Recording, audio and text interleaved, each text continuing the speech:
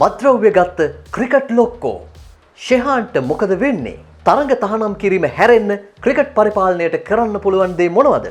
කතා කරමු කෙලිබිමේ කෙලිවිත් විදුව තුලින්. අයිවන් ක්‍රිකට් වලට ආදරය කරන හැමෝටම ෂෙහාන් මදුශංක සම්බන්ධ සිද්ධිය පිළිබඳව බොහෝ දෙනෙක් විදුවගෙන් අහලා තිබුණා. ඉතින් මේක කොහෙන් පටන් අරගෙන කොහොම කියන්නද කියලා හිතාගන්න බැරි නිසා තමයි මෙතෙක් කලක් නිහඬව හිටියේ. ෂෙහාන් මදුශංක පිළිබඳව ලංකාවේම අවධානයට ලක් වෙච්ච අවස්ථා දෙකක් තියෙනවා. පළවෙනි අවස්ථාව තමයි ඔහුගේ මංගල එක්දින තරගයේදීම කඩළු ත්‍රිත්වයක් ලබාගත් අවස්ථාව. දෙවෙනි අවස්ථාව ඔහු මද්‍රව්‍ය ළඟ තබා ගැනීම නිසා පොලිස් අත්අඩංගුවට පත්වීම පසුගියදා. ඉතින් ඔහුව පන්නල ප්‍රදේශයේදී පොලිසිය විසින් පරීක්ෂා කරලා තියෙන්නේ ඔහු නිරෝධායන නීති කඩ කරමින් මෝටර රථයෙන් මිතුරන් කිහිප දෙනෙක් සමගින් ගමන් කරමින් සිටින අවස්ථාවකදී එතනදී හෙළි වෙලා තිබෙනවා ඔවුන් ගමන් කරපු මෝටර රථයේ හෙරොයින් ග්‍රෑම් 2 මිලිග්‍රෑම් 700ක් තිබුණු බවට. ඉතින් මේ සිදුවීම නිසා මද්‍රව්‍ය ළඟ තබා ගැනීම නිසා ඔහුව රිමාන්ඩ් බන්ධනාගාරගත කරන්න කටයුතු කළා. ඉන් අනතුරුව ජූනි 2 වෙනිදා මේ සම්බන්ධ නඩු විභාගය පැවැත්වුණා. එහිදී ජූනි 9 වෙනිදා දක්වා ඔවුන් යලිත් රක්ෂිත බන්ධනාගාරගත කරන්න කටයුතු සිදු කෙරුණා. ෂෙහාන් මදුශංක මංගල එක්දින තරගයේදීම කඩළු ත්‍රිත්වයක් ලබාගත් ලෝකයේ 4 වෙනි පන්දු යවන්න. මීට කලින් ටයිජුල් ඉස්ලාම්, කගිසෝ රබඩා සහ වනිදු හසරංග තමයි මේ දස්කම දක්වන්න සමත් වෙච්ච ක්‍රීඩකයන් බවට පත් වුණේ. ඉතින් ඔහු පළවෙනි තරගයේදීම කඩළු ත්‍රිත්වයක් ලබා ගත්තත් ඔහු මේ දක්වාම ක්‍රීඩා කරලා තියෙන්නේ එක එක්දින තරගයකට සහ 20යි20 තරග දෙකකට විතරයි. මේකට හේතුව බවට පත් වුණේ ඔහු දිගින් දිගටම ආබාධ වලට ලක් වුණා. ඉතින් මේ හේතුවෙන් ඔහුට යලිත් අන්තර්ජාතික පිටියට එන්න ඉඩකඩ ලැබුණේ නැහැ. සමහර විට ඔහු සුවය ලබනකොට ඔහුගේ ස්ථානයට වෙනත් දක්ෂ ක්‍රීඩකයන් ඇවිල්ලා හිටියා. අන්තර්ජාතික ක්‍රිකට් පිටියේ දැවැන්තයන් රැසක්ම මද්‍රව්‍ය නිසා දඬුවම් විඳපු අවස්ථා වාර්තා වෙලා තිබෙනවා. ලෝකයේ බිහිවෙච්ච විශිෂ්ටතම තුන්නිරයව ක්‍රීඩකයෙක් විදිහට සැලකෙන හිටපු එංගලන්ත නායක ඉයන් බොතම් 1986 වසරේදී බටහිර ඉන්දිය කොදෙව් සංචාරයක් අතරතුරේදී කංසා පානය කිරීම නිසා දින 63ක් ඔහු තරඟ තහනමකට ලක් වෙලා හිටියා. ශ්‍රීමත් ඉයන් බොතම් මැච් ඩබල් එකක් එහෙම නැත්නම් එකම තරගයකදී ලකුණු 100ක් සහ කඩළු 10ක් ලබාගත් ලෝකයේ දෙවන ක්‍රීඩකයා බවට පත් වුණා. ඔහු ක්‍රිකට් ක්‍රීඩාවේ විතරක් නෙවෙයි පාපන්දු ක්‍රීඩාවේ විශිෂ්ට ක්‍රීඩකයෙක්. හිටපු නවසීලන්ත නායක ස්ටෙෆන් ෆ්ලෙමින්, ඩියෝන් නෑෂ් සහ මැතිව් හාර්ට් සමග එකතු වෙලා කංසා පානය කිරීමේ වරදට ඔවුන්ට දඩ මුදලකට යටත් වෙන්න සිදු වුණා. ඒ වගේම ඔවුන්ගේ අනුග්‍රාහකත්වයන් ඉවත්වීම නිසා ඔවුන්ට සෑහෙන නඩු හබවලට පැටලෙන්නට සිදු වුණා මේ සිදුවීම නිසා. ඒ වගේම පාකිස්තාන ක්‍රීඩක මොහමඩ් අසීෆ් 2008 වසරේදී ඩුබායි ගුවන්තොටුපළේදී තහනම් මද්‍රව්‍ය ළඟ තබා ගැනීම නිසා ඔහුට විරුද්ධව නඩුවක් ගොනු කෙරුණා.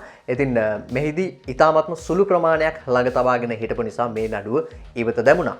පාකිස්තාන ක්‍රීඩක අබ්දුල් රෙහමාන් කංසා භාවිතය නිසා වසරක තරඟ තහනමකට ලක් වුණා. 1993 වසරේදී වසීම් අක්‍රම්, වකායුනිස්, මුස්තාක් අහමඩ් සහ අකීබ් ජාවෙඩ් බටහිර ඉන්දිය කොදෙව් සංචාරයකදී තහනම් මද්‍රව්‍ය භාවිත කිරීම නිසා පොලිස් අත්අඩංගුවට පත් වුණා ග්‍රෙනඩාවලදී. ඉන් අනතුරුව ඔවුන් මේ ක්‍රීඩකයන් වීම නිසා ඔවුන්ගේ තරඟ මේ සියල්ල සලකලා ඔවුන් නිදහස් කරන්න කටයුතු කෙරුණා. 2001 දී හර්ෂල් ගිබ්ස්, ඇන්ඩ්‍රු නෙල්, රොජර් ටෙලිමැකස්, පෝල් ඇඩම්ස් සහ ජස්ටින් කෙම්ප් බටහිර ඉන්දිය කොදෙව් දූපත්වලදී මරිජුවානා පානය කිරීම නිසා දැඩි අවවාද කිරීමකට සහ දඩයකට යටත් වෙන්න සිදු වුණා. 2007 වසරේදී ඉන්දිය ක්‍රීඩක මනින්දර් සිං අත්අඩංගුවට ගැනුනේ කොකේන් ග්‍රෑම් 1.5ක් Tamanගේ ළඟ තබා ගැනීම නිසා. දැන් ඔබට හිතෙන්න පුළුවන් විදු මේ කියන්න හදන්නේ මේ වගේ දක්ෂ ක්‍රීඩකයොත් මද්‍රව්‍ය පානය කරලා තියෙන නිසා ඔවුන් දඬුවම් වලට යටත් වෙලා තියෙන නිසා ෂෙහාන්ගේ මේ සිදුවීම අවුලක් නැහැ කියලාද කියලා. එහෙම නෙවෙයි. ශ්‍රී ලංකාවේ සාමාන්‍ය නීතිය ඉදිරියේදී ෂෙහාන් මදුශංක කියන්නේ කඩළු ත්‍රිත්වයක් ගත්ත ක්‍රිකට් ක්‍රීඩකයෙක් නෙවෙයි. ඔහුත් අපි වගේම සාමාන්‍ය පුරවැසියෙක්. ඉතින් ඒ නිසා රටේ පවතින සාමාන්‍ය නීතිය යටතේ ඔහුට ඒ අදාළ දඬුවම් වලට යටත් වෙන්නට සිදු වෙනවා. ඒක තමයි සාධාරණත්වය. නමුත් අපි කල්පනා කළ යුත්තේ එතනින් එහාට ෂෙහාන් මදුශංකලා බිහි නොවෙන්න, ඒ වගේම ෂෙහාන් මදුශංකට මොකක්ද උනේ කියන කාරණේ අපි හරියාකාරයෙන් තාමත් නිශ්චිතව දන්නේ නැහැ. මේක අධිකරණයේ විභාග වෙන නඩුවක්. ඉතින් මෙතනදී මොකක්ද උනේ, ඔහු ළඟට මේ තහනම් මද්‍රව්‍ය කොහොමද ආවේ, මේ පිළිබඳව අපි හරියාකාරයෙන් දන්නේ නැහැ. තවමත් ඔහු චෝදිතෙක් පමණයි, වැරදිකරුවෙක් වෙලා නැහැ. ඉතින් මින් ඉදිරියට අපි බැලිය යුත්තේ මේ සිදුවීමෙන් පස්සේ ෂෙහාන් මදුශංකගේ ක්‍රිකට් අනාගතය කොයි ආකාරයෙන් සැකසිය යුතුද, ඒ වගේම තවත් තරුණ ක්‍රීඩකයන් මේ වගේ ගැටලුවලට මැදි නොවෙන්නට මොකක්ද කළ යුත්තේ කියන කාරණය. ඔබ මේ දකින්නේ ෂෙහාන්ගේ අන්තර්ජාතික තරඟ වාර්තා සහ ආසන්නයේදීම ක්‍රීඩා කරපු පළමු පෙළ තරඟ වාර්තා. ඉතින් මේ තරඟ වාර්තා දිහා බැලුවාම ඔබට හිතෙන්න පුළුවන් ශෙහාන් මදුශංක කියන්නේ මාර දක්ෂ ක්‍රීඩකයෙක් නෙවෙයි කියන කාරණය. පළමු තරගයේදීම හැට්‍රික් එකක් ගත්ත පමණින් ඔහු ලෝකයේ විශිෂ්ටතම ක්‍රීඩකයෙක් බවට පත් වෙන්නේ නැහැ. පළවෙනි තරගයේදී ඉතාමත්ම ඉහළ දස්කම් දක්වලා තරග 10ක්වත් ක්‍රීඩා කරපු නැති ක්‍රීඩකයෝ රසක් ලෝකේ ඉන්නවා. අපි මේ ගැන වෙනම එපිසෝඩ් එකකින් කතා කරමු. ඉතින් එක තරගයකින් ඔහු දක්ෂයෙක්ද නැද්ද කියන එක පිළිබඳව අපිට සාධාරණ තීරණයක් දෙන්න හැකියාවක් ලැබෙන්නේ නැහැ. මොකද ක්‍රීඩකයෙකුගේ විශිෂ්ටත්වය රඳා පවතින්නේ ඔහුගේ දක්ෂතාවය, එක පැත්තකින් වාසනාව, ඒ වගේම කැපවීම සහ විනය කියන කාරණය මත. ශෙහාන් මදුශංක දිහා වපරැහින් බලනවට වඩා එහෙමත් නැත්නම් ඔහු කුඩුකාරයෙක් කියලා චෝදනා කරනවට වඩා ඔහුට මෙහෙම දෙයක් සිදු වෙන්න හේතුව මොකක්ද කියන එක අපි සොයා බැලිය යුතු කාරණයක්. විශේෂයෙන්ම ක්‍රිකට් විතරක් නෙවෙයි වෙනත් ඕනෑම ක්‍රීඩාවක නිරත වෙන දක්ෂ තරුණයන් ඉලක්ක කර ගනිමින් මද්‍රව්‍ය ගණිකා සූදු වගේ ව්‍යාපාර ක්‍රියාත්මක වෙනවා. මොකද මේ වගේ දෙයකට ක්‍රීඩකයෙක් පොළඹවා ගන්න හැකියාවක් ලැබුණොත් ක්‍රීඩකයෙක් කියන්නේ සමාජයේ චරිතයක්. එතකොට අහවල් ක්‍රීඩකයාත් මෙන්න මේ වැඩේ කරනවා කියන එකෙන් ඔවුන්ගේ ඒ ව්‍යාපාරවලට ලොකු ප්‍රමෝෂන් එකක් ගන්න හැකියාවක් තියෙනවා. ඉතින් ලාබාල වයසේදී ක්‍රීඩකයන් මේ වගේ දේවල් වලට හසු වීමට තිබෙන අවදානම වැඩි. මෙන්න මෙතනදී තමයි ක්‍රිකට් පාලක මණ්ඩලයක ක්‍රිකට් පරිපාලනයක මැදිහත් වීම අවශ්‍ය වෙන්නේ.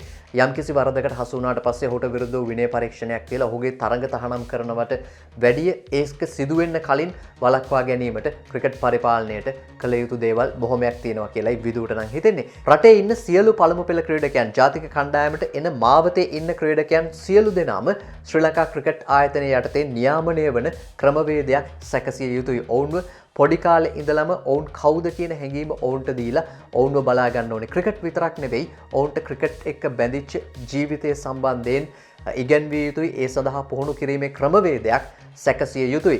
ඉතින් මේ නිසා තමයි ශ්‍රී ලංකාවේ ක්‍රිකට් පුහුණුකරුවන් අතර ලයනල් මෙන්ඩිස් මහතා දේවත්වයෙන් සලකන්නේ. ඔහු ක්‍රිකට් විතරක් නෙවෙයි ක්‍රීඩකයන්ට ජීවිතය කියා දීපු පුහුණුකරුවෙක් විදිහටයි විදු අහලා තියෙන්නේ. ඒ වගේම අර්ජුන රණතුංග ශ්‍රී ලංකා කණ්ඩායමේ හිටපු නායකයෙක් විදිහට විතරක් නෙවෙයි ඔහුත් සමග ඒ කාලේදී ක්‍රීඩා කරපු ක්‍රීඩකයන් සලකන්නේ ඔහුට තාත්තා කෙනෙකුට වගේ තමයි ඔහුට සලකන්නේ, ගෞරව කරන්නේ. මොකද ක්‍රිකට් විතරක් නෙවෙයි ඔවුන්ට එතනින් එහා ජීවිතය ගැන ඒ පාඩම් කියා දීපු නිසා. ඉතින් මේ ආකාරයට අපේ ලාබාල ක්‍රීඩකයන්ට තමන්ගේ දක්ෂතා ඉහළ නංවා ගන්න විදිහ වගේම ක්‍රීඩකෙක් විදිහට ජීවත් විය යුත්තේ කොයි ආකාරයෙන්ද කියන දේවලුත් මේ පුහුණු කිරීම් වලට ඇතුළත් විය යුතුයි. එහෙම නැති වුණොත් තමයි අපිට මේ වගේ සිදුවීම් වලට මුහුණ දෙන්න සිදු වෙන්නේ. මොකද ක්‍රීඩකයෙක් කියලා කියන්නේ රටක තානාපතිවරයෙක් වගේ. ඔහු තමයි තවත් රටකට ගිහිල්ලා මේ රට නියෝජනය කරන සංකේතයක්. ඒ වගේම ඔවුන් මේ රටේ ජාතික සම්පතක්, ජාතික වස්තුවක්. ඉතින් මෙන්න මේ හැඟීම ක්‍රීඩකයන්ට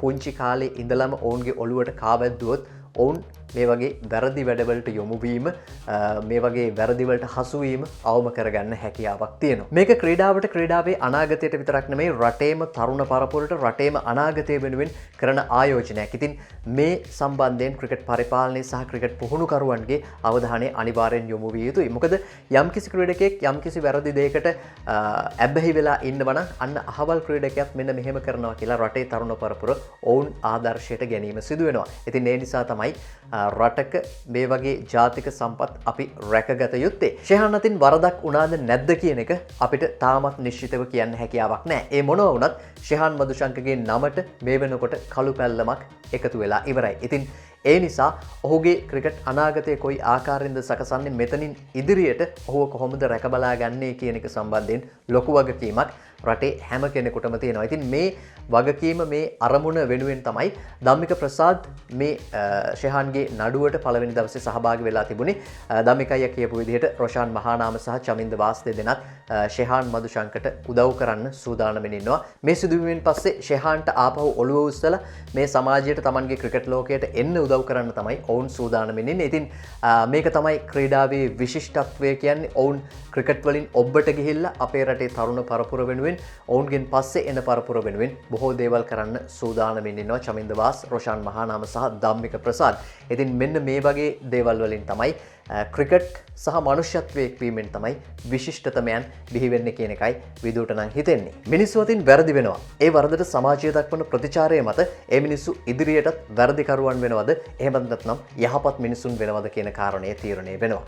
ඉතින් වරදකට ගරහනවට වඩා ඒ වරදින් මිදිලා ගොඩ එන්න මිනිස්සුන්ට උදව් කරන එක තමයි සමාජයක් විදිහට අපි කළ යුත්තේ. ඒක තමයි අපේ වගකීම, ඒක තමයි සමාජයට යහපත් වෙන්නේ. ඉතින් අපි අපේ ඔලු එතනට හදාගනිමු. එතකොට තමයි හතරේ සීමාවෙන් ඇතුළේ වගේම පිටත ලෝකයක් ලස්සන ලෝකයක් බවට පත් කරන්න අපිට පුළුවන් වෙන්නේ. ක්‍රික් විදු YouTube channel එක subscribe කරන්න. ඒ වගේම bell icon එක tap කළොත් විදු වීඩියෝ එකක් upload කරපු සැනින් ඔයාලට දැනගන්න හැකියාවක් තියෙනවා. අදට ගිහිල්ලා එන්න. ජය වේවා හැමෝටම.